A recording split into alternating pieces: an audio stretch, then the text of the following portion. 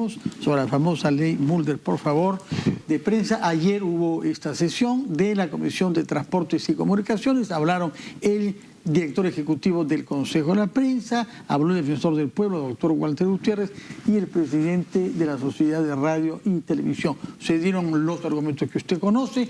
Hace falta que muchas campañas públicas sean difundidas, sobre todo en sectores rurales pobres, y no hay penetración de las redes sociales ahí ni de internet. ¿Considera usted que se va a evolucionar respecto de su propuesta inicial y buscar algún consenso?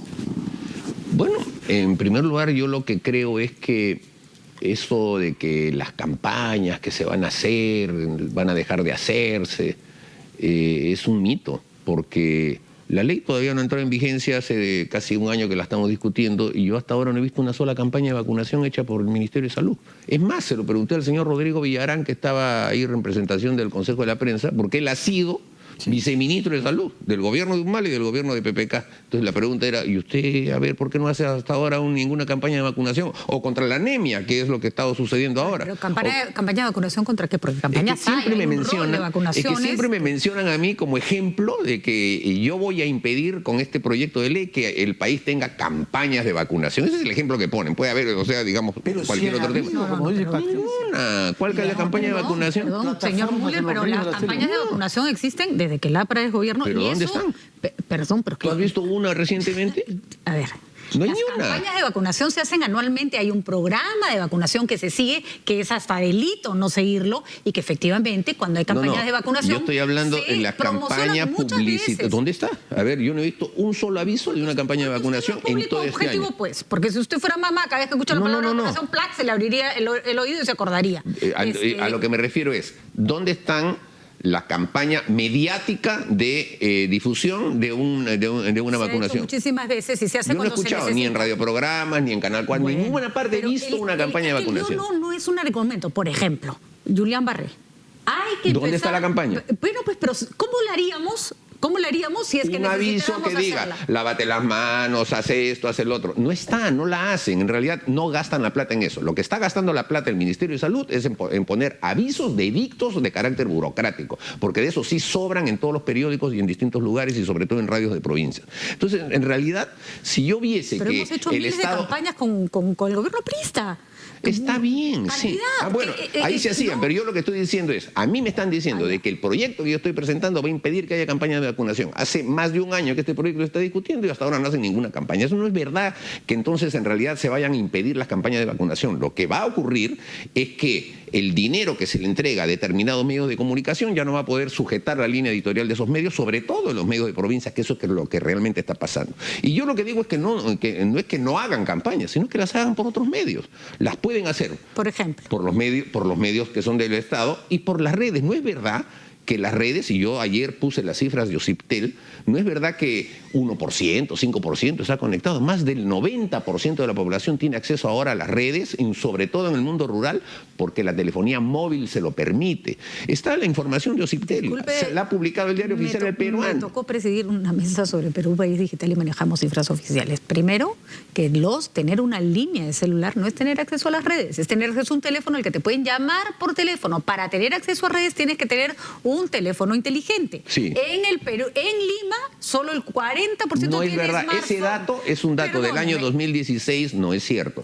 El dato que yo he leído ayer de Ociptel dice que el 93% de la población tiene acceso a las redes de Internet, ya sea por la vía móvil o por la vía fija.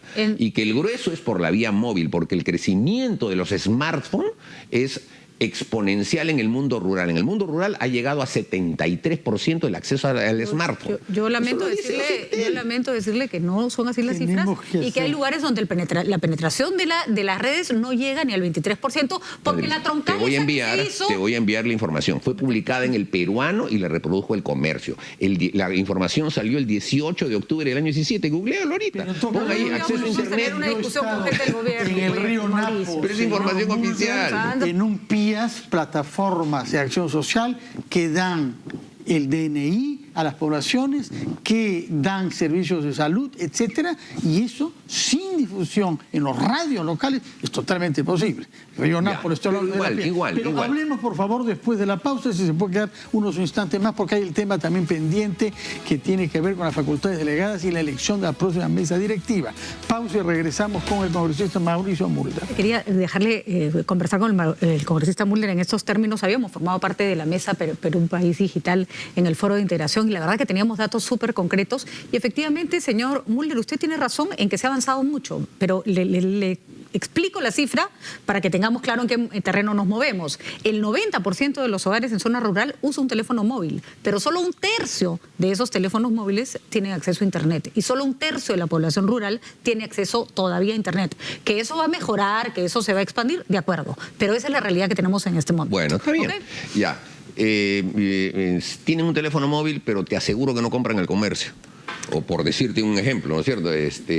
Tampoco los medios tradicionales llegan de la manera tan efectiva como se supone que estarían llegando. Me decirle que RPP llega, pero hasta la última. Es que hay zonas de nuestro país que no tienen nada, pues, o sea, es verdad. Pero no en función de eso vamos a establecer un criterio en que solamente la prensa tradicional es la única que comunica con el resto de la población. ¿Pero por qué restar? ¿Por qué no sumar? Porque el problema es efectivamente, hay gente a la que no le llega todo. El problema es que esa gente a la que hay que tratar de hacer que le llegue por cualquier parte porque son los que más necesitan que les llegue la información. Es correcto, ¿no? Solo si es que hay pues esa famosa campaña de vacunación, pero si lo que va a haber es una propaganda que diga la tía brava del SUNEDU, ¿qué le importa a la gente que lleguen ese tipo de cosas? Pero eso cuesta, pues. Entonces el despilfarro que la ley 28874 vigente no ha podido evitar es lo que yo estoy radicalmente, incluso ayer se dijo draconianamente, sí, pues puede ser draconianamente, estoy proponiendo. Si la aprobaron ustedes en agosto del año 6, cuando comenzaba Alan García, tengo entendido, nunca hubo reglamento. Nunca, pues. ¿Por qué no?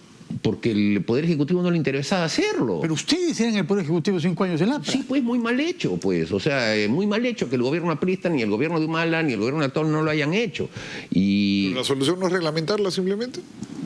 Es que cuando tú dejas ya la posibilidad de que una puerta se abra en un resquicio, aquí en el Perú desafortunadamente ese resquicio se convierte en la puerta abierta totalmente y eso es lo que está pasando porque la ley existe.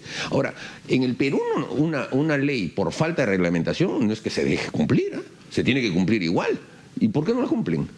¿Por qué no les da la gana, pues? Porque usan el dinero para tratar de sojuzgar a los medios de prensa, esa es la verdad. Bueno, en todo caso, ¿cree usted que se puede llegar a un consenso y salir de este impasse que ya lleva demasiados meses en discusión? Jamás he estado en contra de las discusiones. Es más, el texto original no contemplaba las excepciones que tiene el actual. Pero eso no significa que uno vaya a retroceder al punto de desnaturalizar el propio proyecto. Ahora, ¿depende de mí?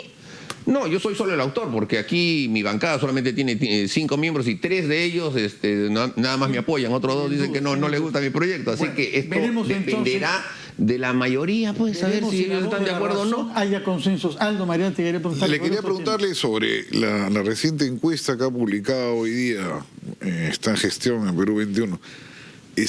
Debe haber sonreído usted cuando ha leído que el 72% apoya de candidatos presidenciales tengan más de 3 años de militancia. Bueno, pues es que es la formalidad de la política, dejar el enchichamiento de que se recluten personas el día de la inscripción de los candidatos y que los parlamentarios que salen elegidos ni siquiera se conocen hasta el día de la juramentación.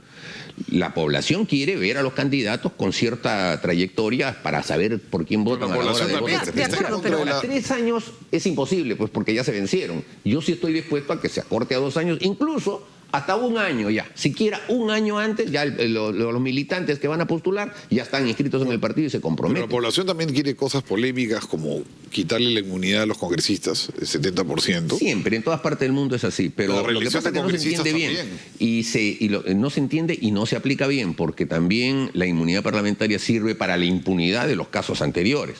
Los parlamentarios que vienen con condenas anteriores no están protegidos por la inmunidad. Y sin embargo, el mecanismo con el cual se solicita el levantamiento de inmunidad de parte del Poder Judicial y el propio Congreso es demasiado remolón y entonces se da la sensación de impunidad. Y ahí es grave que se demoren las cosas porque el reglamento dice claramente, la inmunidad parlamentaria no protege por los actos ni los procesos iniciados con anterioridad a la elección. Eso tiene que ser absolutamente. ¿Y el voto voluntario para cuándo? 66% está a favor.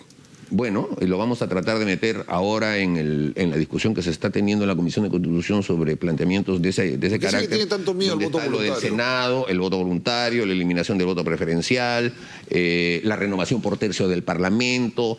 Creo que todas esas cosas van adquiriendo cierto... Cuando hemos tenido renovación por tercios a comienzos del siglo XX, tuvimos miles de problemas políticos y vivíamos en campaña permanente.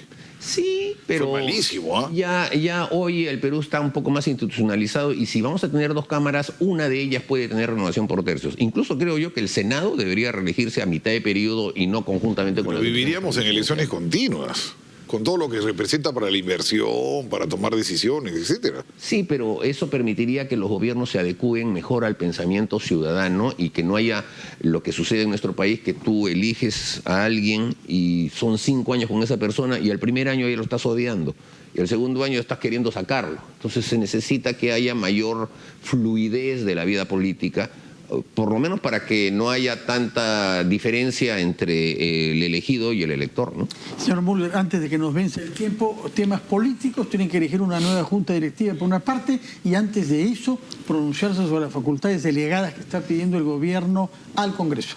En lo de las facultades delegadas, nuestra posición es que en algunas cosas sí y en otras no. ¿Alguna que no, para tener una idea? No en el tema político, de acuerdo. Sí en el tema económico. Creo que pueden ahí tener... ¿El tema tributario? El tema ¿Le pareció tributario, bien lo del azúcar? ¿El ISS al azúcar? ¿Lo del qué? Impuesto selectivo al consumo del azúcar. Bueno, a mí en lo particular no me parece mal. Aunque son medidas que no me parece que tampoco vayan a tener demasiado impacto. De acuerdo. Pero si viene un paquete un poco más amplio en materia de lo que se llama inclusión tributaria, habría que estudiarlo favorablemente. Pero no en materia política, porque en materia política... Ninguno de los ministros tiene ninguna experiencia política como para opinar del tema y ni el gobierno siquiera la tiene, entonces pensamos que eso debería hacerlo el Parlamento. Y en materia de lo que se refiere a la mesa directiva, bueno, ahorita hay una matemática, el fujimorismo tiene 59 parlamentarios, el resto son 71. El problema es que el resto son 7 grupos. Ponernos de acuerdo será un reto. Ya han habido algunas conversaciones. Pero ¿el APRA tiene decisiones políticas tomadas sobre cómo va a no participar? Sí, el APRA no va a seguir, ya lo habíamos dicho, no es una decisión nueva, en una mesa directiva con el fujimorismo.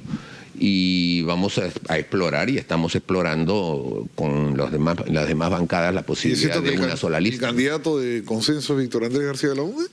Es uno de los nombres que se menciona, pero a estas alturas hablar de candidato de consenso cuando no hemos comenzado a hablar es absolutamente prematuro, ¿no? Pues van a necesitar un candidato de consenso para que se ponga de acuerdo. Lógico, pero a ver, es que el consenso además se genera ¿cómo? A ver, tú eres candidato de consenso, ¿cuántos votos pones? Yo pongo 3. Ah, ya. Y tú eres candidato de consenso, ¿cuántos votos pones? Pongo 11. Un poco como que el de 11 tiene más peso que el de 3, ¿no?